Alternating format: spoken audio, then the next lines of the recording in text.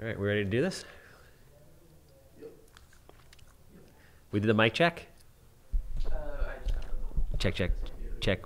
We're rocking? Cool. All right. You ready for this? Always ready. Have you ever podcasted before?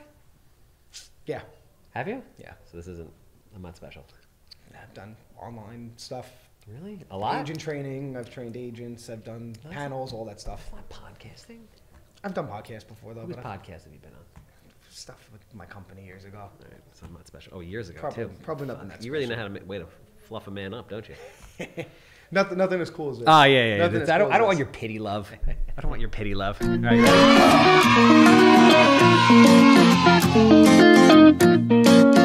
yeah, kid, welcome everybody back to another episode of Smells Like Happy with Handsome.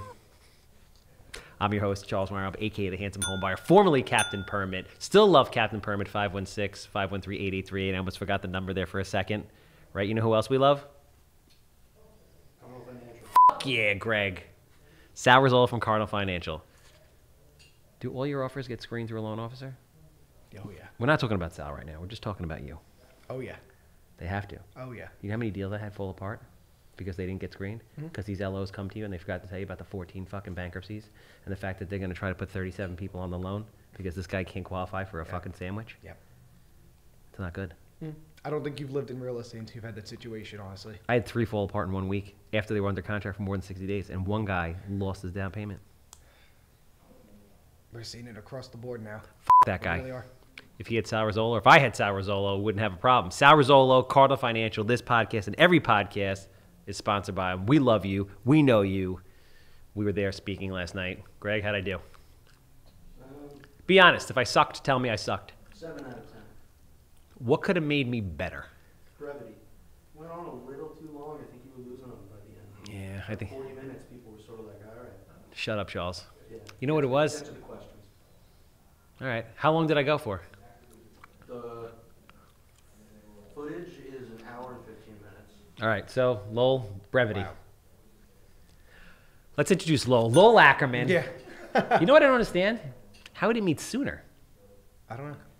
First of all, A, you look fantastic. Thank you. Love the blazer. Thank you. It's cool because it's not like your typical blazer material. It's like a different kind of cotton It's with like the frayed edges. Exactly. Cloth con and then the chino joggers you always have to do. You are the Chino Jogger man. Chino Wore it to Jogger guy. the YPN event. We got to get a picture of Lowell, put it right here. He looked fantastic. Nobody even knew that those pants were Chino Jogger pants. I thought that they were tuxedo pants. Everyone thought The it was shoes, tuxedo. I'm going to Mitchell's after this. Don't know what Mitchell is, who Mitchell is, but he must be a hell of a guy because those are fucking awesome. Thank you. So you've been in real estate 10 years. You're 28 years old. Yeah. Your motto is, and we're going to get to this in a minute, because power, money, and hammocks, 3 things that obviously go together, right? With Danielle Gale out of Huntington, top producer, YPN director, just nominated to be secretary not nominated, elected yeah, to last be secretary week, for next year. Rookie of the year for Danielle Gale. And those of you who didn't know, Danielle Gale's motto is, which I think this is notable, where there's a whale, there's a way, which I fucking love. I love it. So it's good to see you, man. Absolutely. Good to see you. Thank you for having me. Why did it take us so long to? Why did this happen? I don't know. You just. I met you at the. How long have you known Beth Lowe? This was my first year, actually. I met her at the first YPN meeting in Well, that's what February. it is. Yeah. Because Beth Lowe is the glue that binds Exactly. She's the glue that everybody in binds. real Exactly. estate. She's the OG agent, I think, on Long Island. She's like Lowell. I'm like, Yeah. who is Lowell? And how come I haven't met Lowell before? And there you were. Yeah. We met at the first meeting that we had in February, and I said, I like her. She's cool. So I guess my first question, Simple as that. actually, my first question is to you: why power, money, and hammocks? Power, money, and hammocks. Everyone has a college story. Met a couple of friends in college. Add each other on Instagram. He had a motto that said power, money, and pigeons. So the next day when I saw him, I go, what's with the power, money, and pigeons? He goes, it sticks with you, right? I go, yeah. He said, you remember me now, right? I go, yeah. He goes, there you go, power, money, and pigeons. He goes, what's yours? I go, power, money. I'm trying to think. And everyone who knows me knows in the summer that when I'm not working, you could find me just laying out in the sun on a hammock. So I just said power, money, and hammocks. There you go. There and it stuck. And that's how it became pretty much the motto of my life It since makes college. sense. Absolutely. It makes sense. Like handsome. My ex-wife is like, you can't call yourself handsome. That's insane, and you're not that handsome. I'm like, that's I remember it.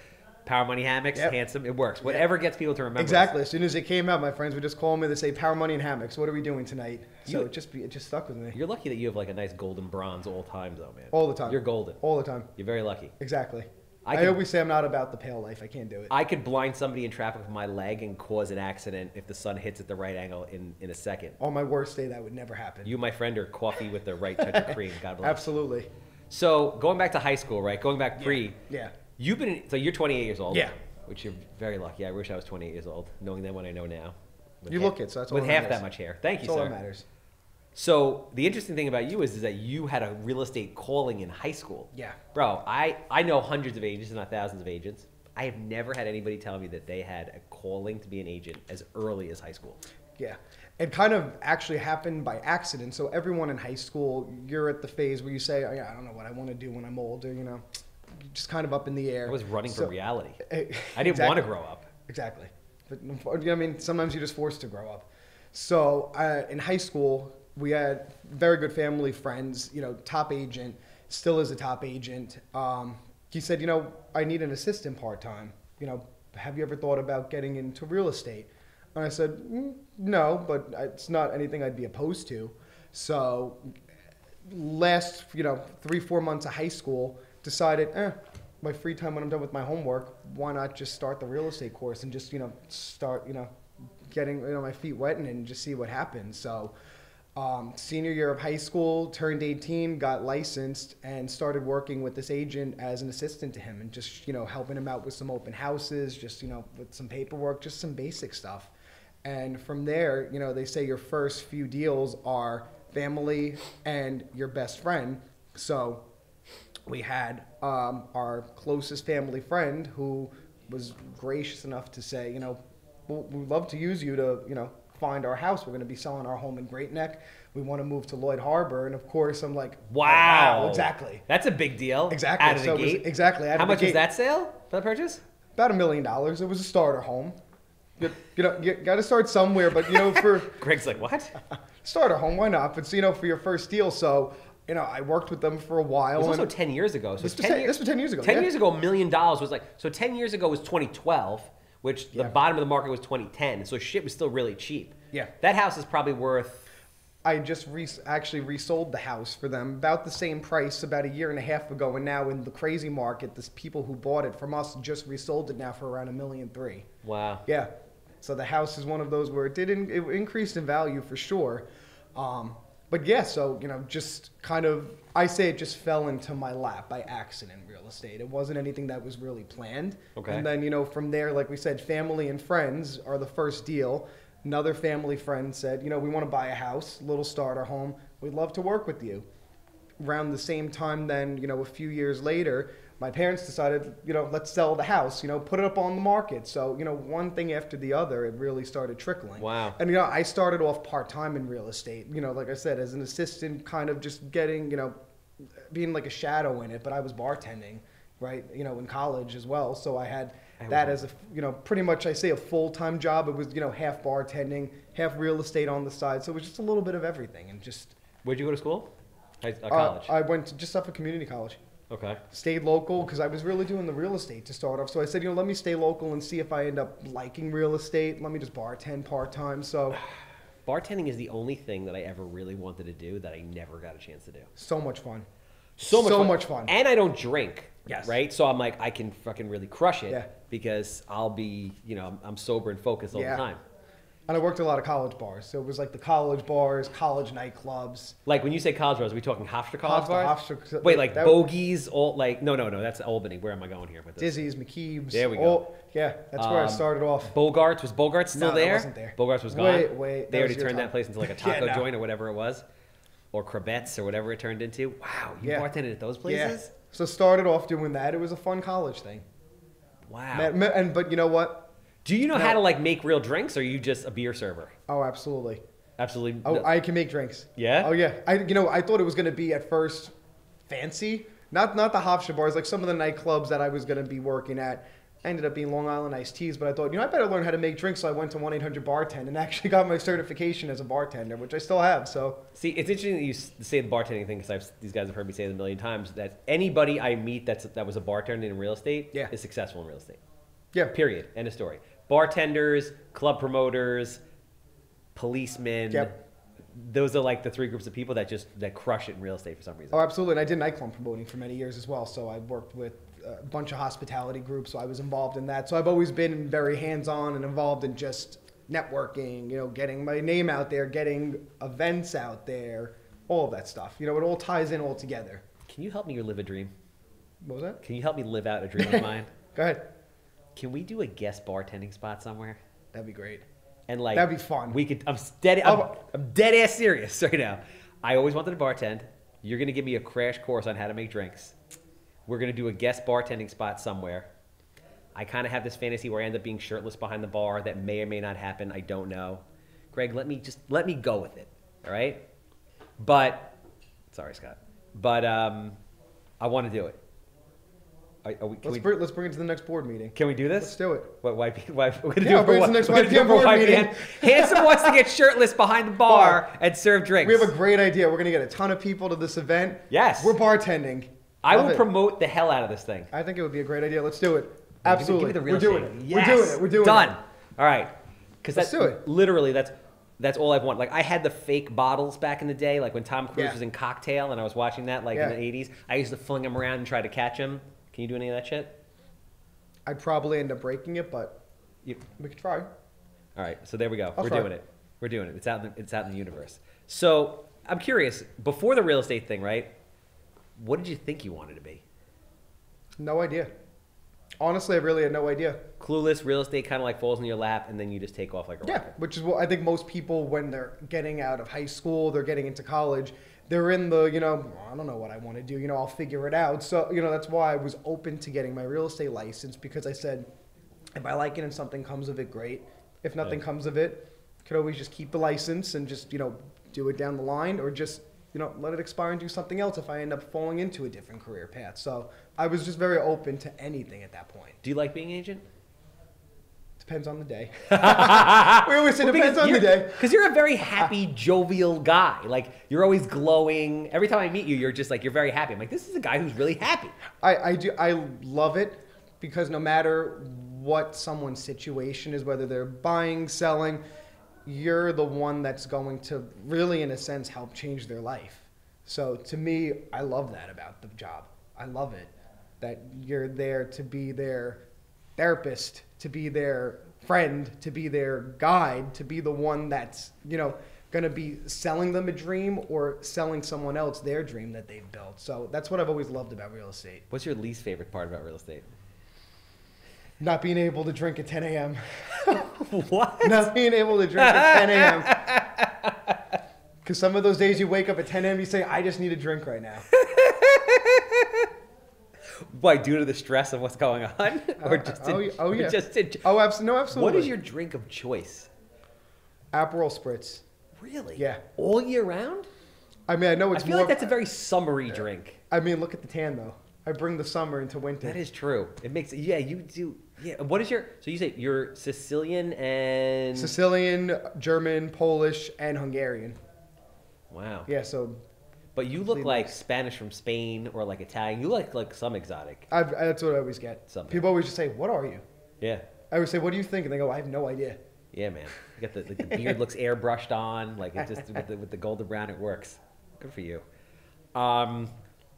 So 10 years, like, so you've been on the upswing. Like, you and I never in this when it was like crazy, when in a bad way, meaning when of course. the world was coming to an end. Yeah. Which is what we're starting to sort of experience now. Exactly. But you've been a consistent top producer for 10 years, right? So obviously you were doing it part-time. How many years have you been doing it full-time? I'd say the past 6 years has been more full-time. So what's the secret to maintaining that consistency year over year? Because everybody can have a good year, 1 year, 2 years, but to be doing consistently 5-6 years, it's not easy. You're consistently keeping your name out there, and you just have to, let everyone know that you're still in real estate, that nothing's stopping, that you're here for them. And it comes down to, the basic where you can't give up. You just have to keep on going there. And how do you do that though? Like, what is your, I recently interviewed the top 20 under 40. And during that like process, because I do it every year, but for some Yeah. reason this year, like things started to click for me Yeah. as far as recognizing certain patterns with them. Yeah, So I realized that all of them, just the key to doing business is to knowing as many people as possible, of course, absolutely. which is very basic. I just realized that at 42 years old. And the more people that like you and know who you are, the more business you're going to do. Pretty simple. Yep. But the way they all go about doing that is very different. How do you do it? Everyone always says I'm a stalker. I would say you're a stalker, and in terms of that, any single person that I meet, no matter where I meet them, how we interact, we kind of build a little bit of rapport, a little bit of relationship. I always stalk them on the internet, find out where they live, try and get their email, and all I do is add them to my mailing list, Okay. add them to my e-blast, and I just keep in touch with them. And just, if they see my face in the mailbox, they just say, oh, that's the guy that I met, You send them direct mail? all the time. Everyone. Talk to me about your direct mail strategy, because you're the only agent I've ever met that has what seems to be a consistent and solid direct mail strategy. A lot of agents I talk to do direct mail, but they'll do it once, they'll send like 100, and I'm like, that doesn't work. You have to send them like consistently at scale over a period of time. Consistently, I have a whole Excel sheet with everyone in my sphere of influence, which is the biggest factor that you need to work on your sphere from the start as an agent, and then you just build it up, day by day. So I have all my sphere on one list.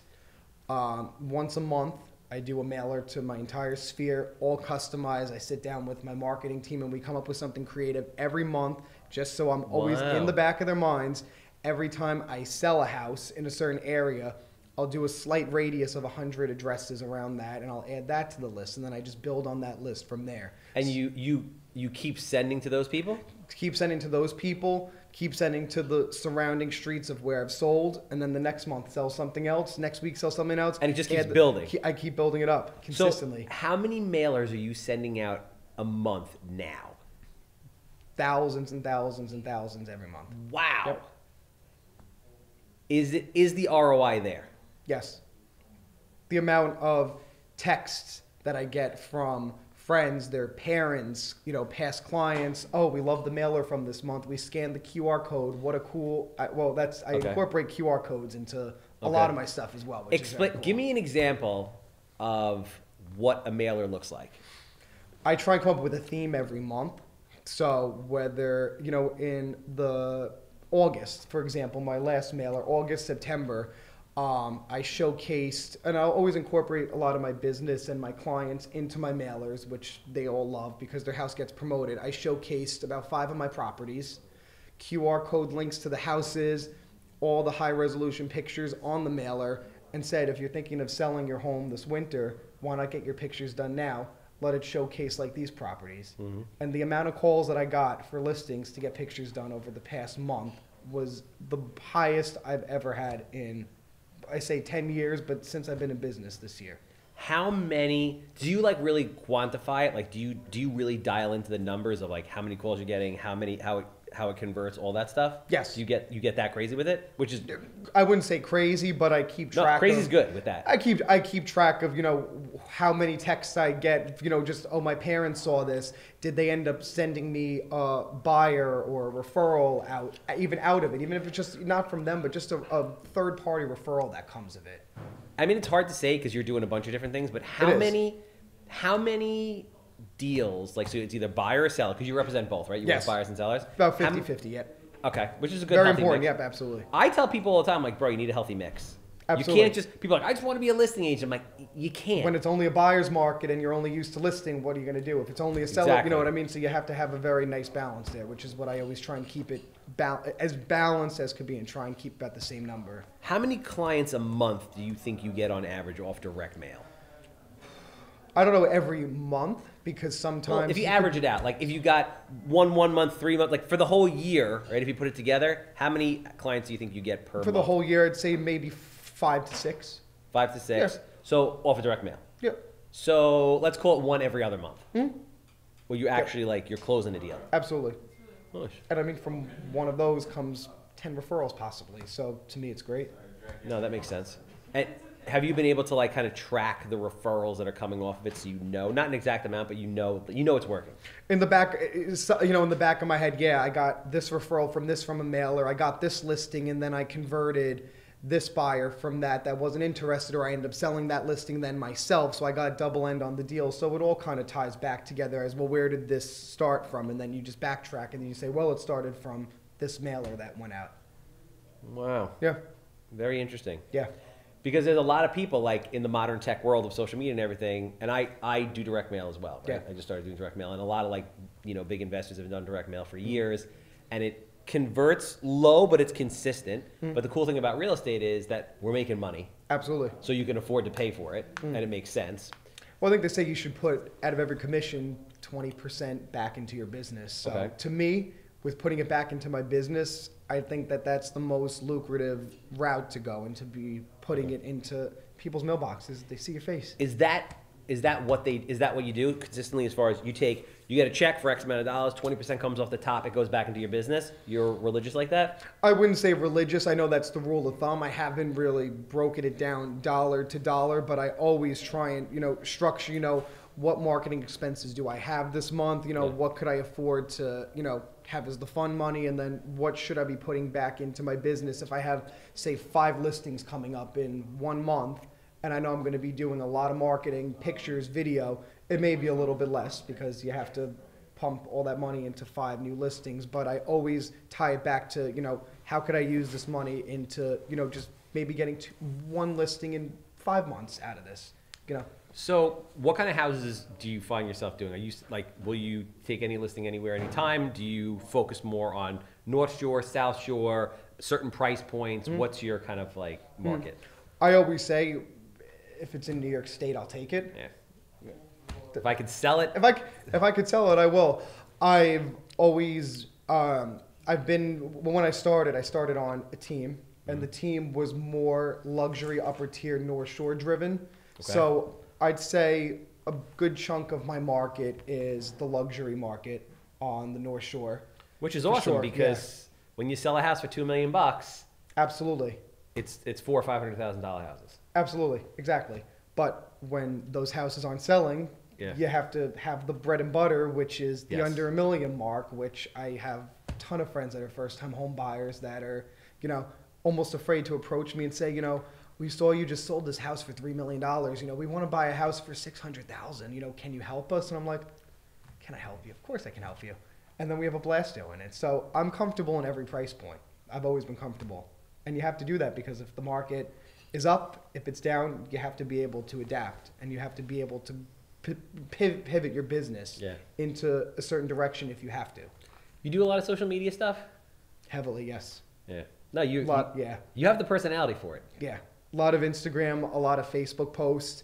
I had a home that went into a bidding war last year, and it sold for a record price in the area, and both buyers saw it on a Facebook post. Wow.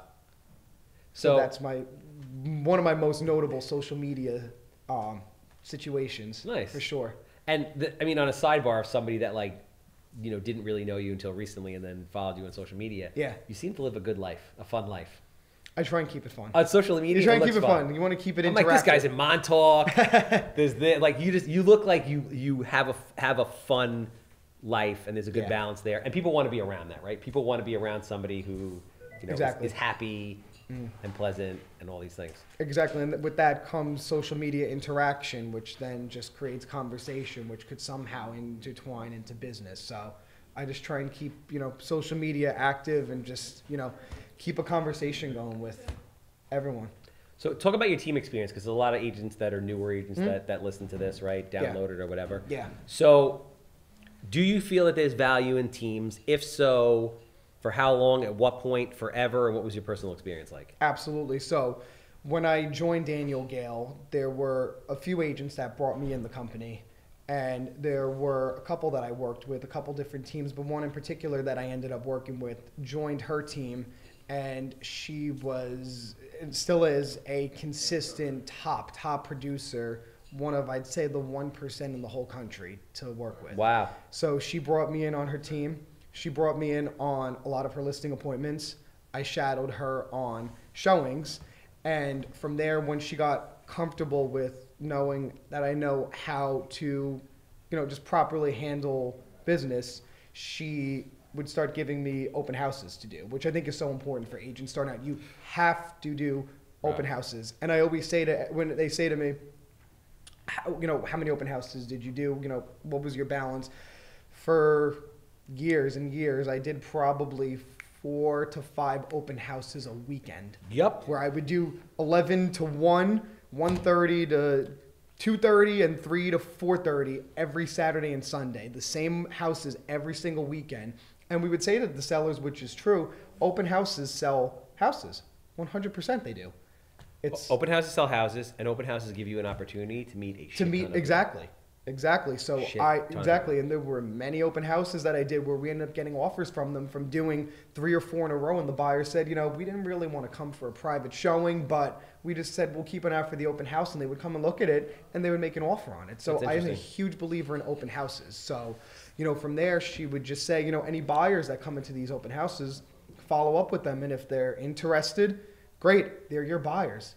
If they want to end up listing their house or they want something else and, you could be of assistance to them, take the buyers. They're all yours. So that's a huge platform for how I started my business. And I think it's very important for agents to team up with someone with experience and that has an overload of business that they need to give to someone. Because, No, that makes sense.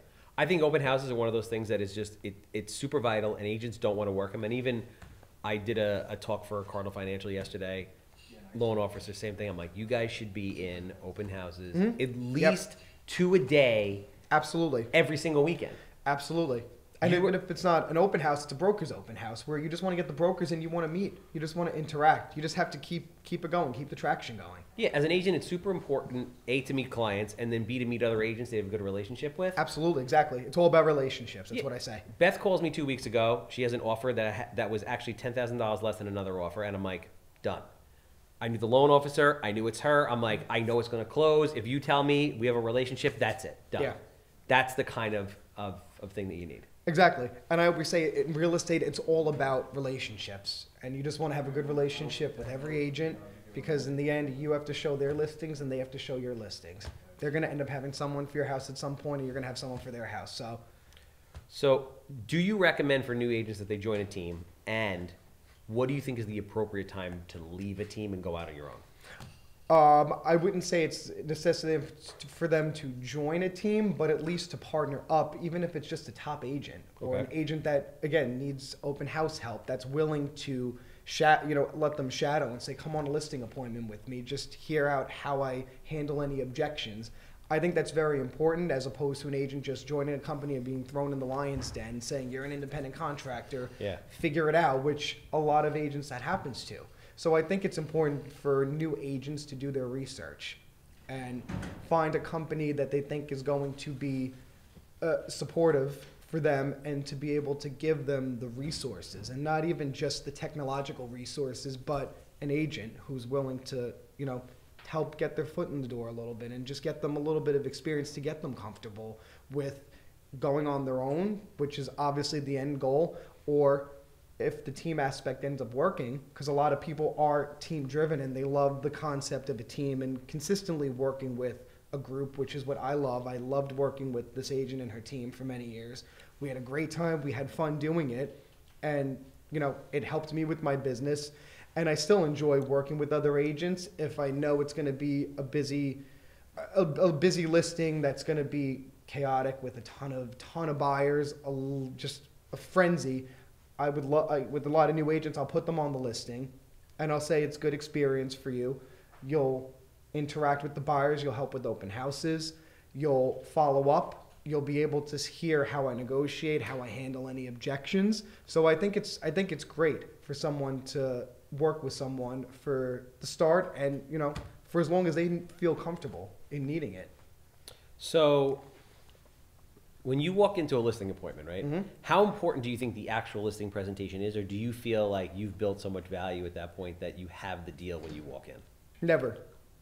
Never what? You never walk in feeling like that you got the listing, whether it's a stranger calling you off of a mailer from the internet or a good family friend, because even a good family friend, and we know your first deal is a family member and a family friend, and the first deal you get burned on is a family friend. That's what I've come to learn. No matter how close you are with someone, everyone knows someone in real estate. Yeah. So you're up for the listing, even though you're close friends with them, they're a family member, someone else is going to be in their ear and say, I could do a better job. So for me, I go in as a friend, and I just go in just having a simple conversation. I don't go into listing appointments with an objective, with the script. You just have to walk in the door and just go with the flow. And you just start a conversation, you just a little something to get to start, and then you just walk around the house, you hear what they have to say, and then you kind of just, as you're walking around, in the back of your mind think, okay, they may object to this, they may, say this, how am I going to handle that? And you kind of just go with the flow with it. So I don't go into any listing appointment, one, expecting it, or two, going in with any, outcome of how the conversation's going to go. Do you go in with listing paperwork ready for them to sign? I will keep it in my car. I never go in with the paperwork and be forceful with it, because I always say, if you have any questions, just call me. Let me know when you're ready to list. But I'm very aggressive with following up, so they see that I'm consistent and persistent, and that this is the way that I conduct my business.